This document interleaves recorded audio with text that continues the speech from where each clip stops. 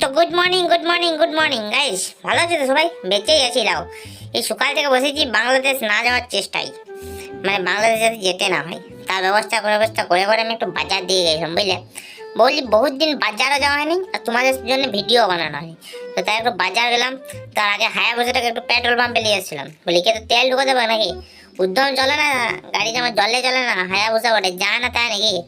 এবার ইকে খাওয়াই পরে একটু বাজার দিকে এসেছিলাম, নিজ হাতে গোটা বাজারটা প্রথমে ঘুরে নিলাম। বাজার কি করবো সেটা পরের কথা, আগে বাজারটা ঘুরে নিতে হবে।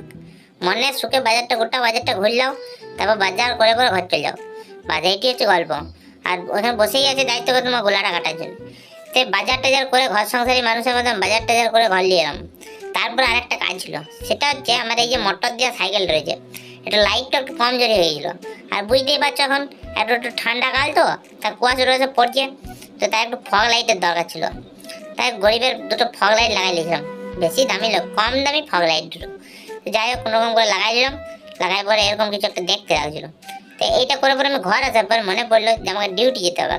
তো তাই ডিউটি বেরিয়েছিলাম, কিন্তু ডিউটি দেখতে পাচ্ছ হেলমেট পরে হায়াবুসা নিয়ে, ভয়ঙ্কর ডিউটি, সবাই তাকাচ্ছে। তো আমি আগে ডিউটি যাই, তোমরা চ্যানেলটা কত সাবস্ক্রাইব, চলো টাটা।